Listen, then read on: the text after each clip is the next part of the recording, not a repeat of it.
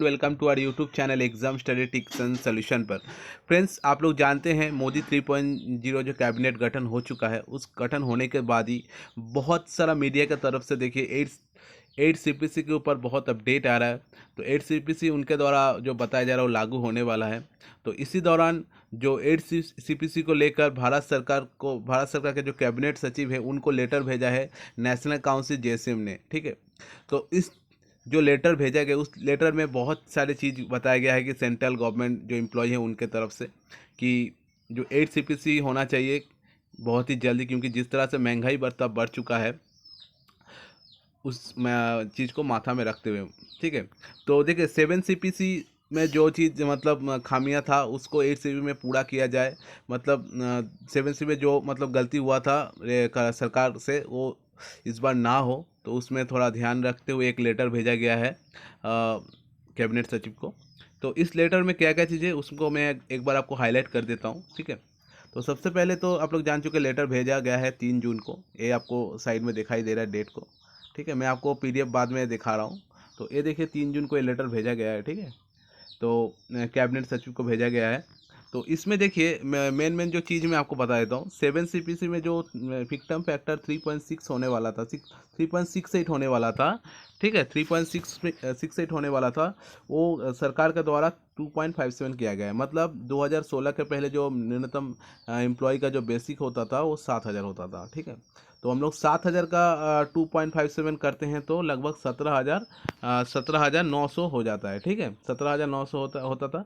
इसीलिए इसको round figure में 18,000 किया गया था। आप लोग जानते हैं रेलवे के जो लेवल 1 एम्प्लॉय है उनका बेसिक 18,000 होता है। ठीक है, इस तरह से बेसिक कैलकुलेट किया गया था 2.57, जहाँ की 3.68 देना था। तो इसीलिए मैंने जो 3.68 होता तो जो न्यूनतम बेसिक होता वो आपका 26,000 होता लेवल 1 एम्प्लॉय का, बट वो नहीं हुआ है, वो हो चुका था 18,000। ये चीज़ जो मतलब दो 7 सीपी में खामियां था उसको 8 सीपी में ना दौड़ा जाए, इसीलिए ये लेटर में बताया गया है। उसके बाद देखिए जब कोविड आया था उस टाइम इन्फ्लेशन जो था बहुत बढ़ चुका था।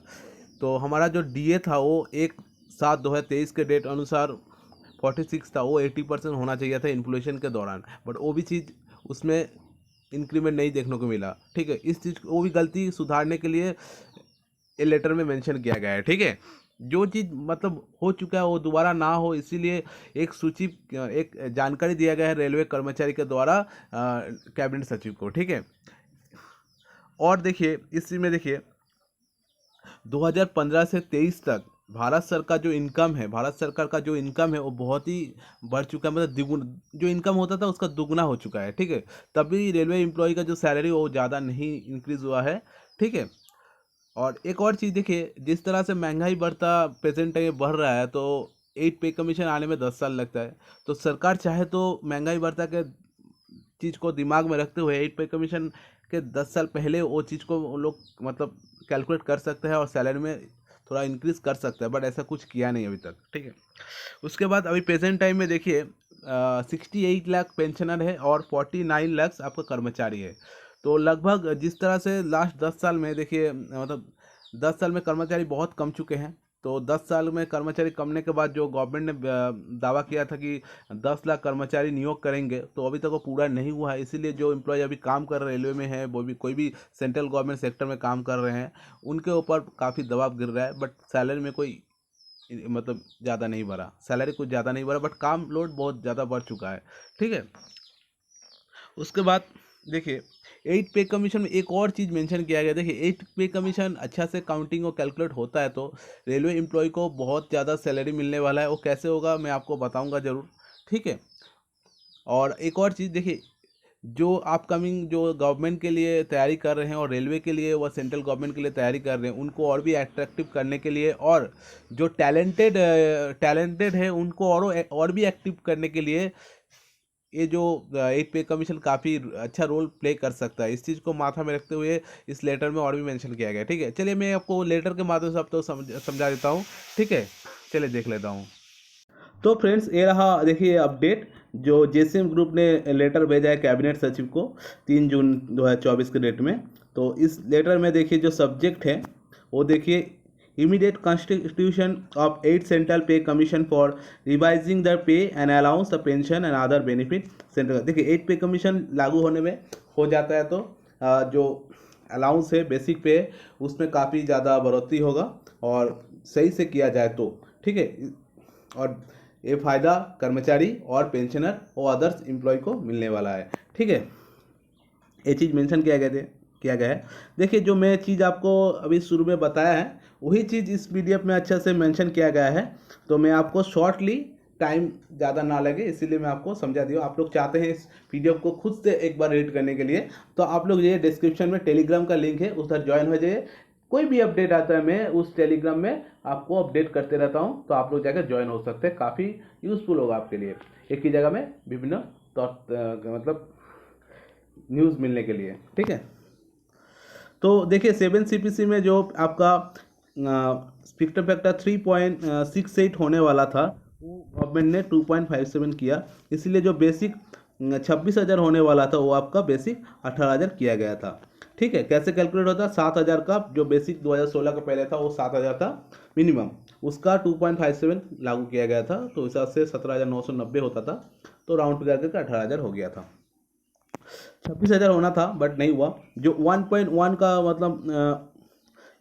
मतलब ये जो 1.1 मतलब होना चाहिए तो और भी ज़्यादा वो नहीं हुआ है। तो इस चीज़ को इस बार 7 CPC में जो चीज़ मतलब प्रॉब्लम हुआ था वो नहीं भरा था, जो चीज़ नहीं भरा उसको भी कैलकुलेट करके इस बार जो एक पे कमीशन आने वाले उसमें जोड़ दिया जाए तो जो रेलवे एम्प्लॉय को थोड़ा ज़्यादा फायदा मिल सके।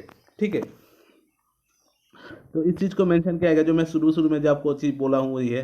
देखिए इन्फ्लेशन जो है वो लगभग बढ़ चुका है, तो उस चीज़ को देखिए कोविड टाइम में इन्फ्लेशन काफ़ी बढ़ चुका है, बट जो है 16 से 23 तक देखिए महंगाई भत्ता जिस तरह से बढ़ा है आपका डीए उस तरह से नहीं बढ़ा है। ठीक है, उसके बाद 2015 से 2023 के डेट में देखिए बजट जो रेलवे का जो इनकम है वो काफ़ी ज़्यादा हो चुका है, तब भी रेलवे एम्प्लॉय का कोई भी ज़्यादा सैलरी नहीं मिल रहा है। ठीक है, जो मेन चीज़ है मैं आपको बताते रहा हूँ आप लोग देख लीजिए।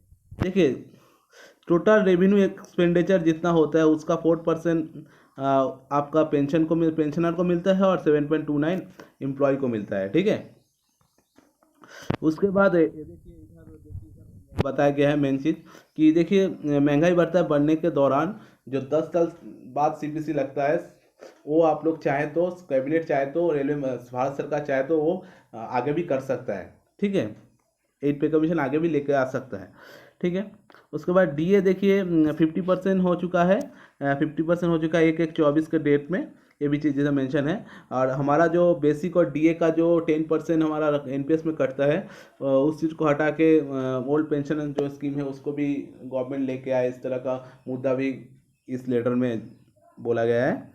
ठीक है, तो लास्ट में देखिए जो मैं आपको चीज़ बताया था कि देखिए एक पे कमीशन आता है और सटीक रूल के माध्यम से आता है, तो जो अपकमिंग जो एम्प्लॉय होना चाह रहे हैं, जो तैयारी कर रहे हैं, उनको काफ़ी अट्रैक्टिव करेगा एक पे कमीशन, और जो एम्प्लॉय है उनको भी अट्रैक्टिव करेगा, और काम का जो मतलब जो काम का जो स्पीड है वो भी ज़्यादा होगा। और एक और चीज़, जो टैलेंटेड जो कैंडिडेट है वो सप्लाई सेंट्रल गवर्नमेंट को मिलने वाला है। तो इस चीज़ को भी इधर मेंशन किया गया, मतलब ऐसा नहीं कि सिर्फ कर्मचारी के बारे में सोचा गया है, सरकार के बारे में भी बोला गया है कि इस तरह का फायदा होने वाला है। जो गलती 7 CPC में हुआ है वो गलती 8 CPC में ना हो, इसीलिए इस लेटर को जल्दी भेजा गया है कैबिनेट मिनिस्टर के पास, और इस चीज़ के ऊपर एक मतलब कमेटी गठन किया जाए और इस चीज़ को जल्दी से जल्दी पूरा किया जाए, इसी लेटर के माध्यम से बताया गया है। आशा करते हैं आप लोग इस तरह का वीडियो काफ़ी अच्छा लगा है आज के वीडियो।